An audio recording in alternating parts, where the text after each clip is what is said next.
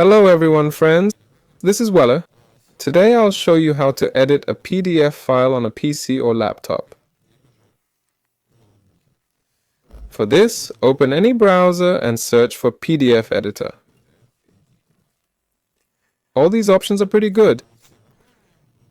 Maybe another editor might work better for your file, but let's click on the first one.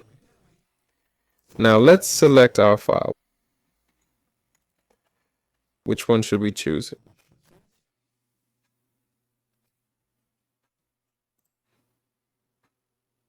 Any will do.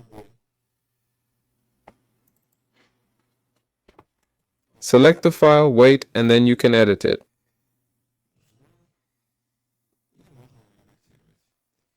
For this, click Edit PDF.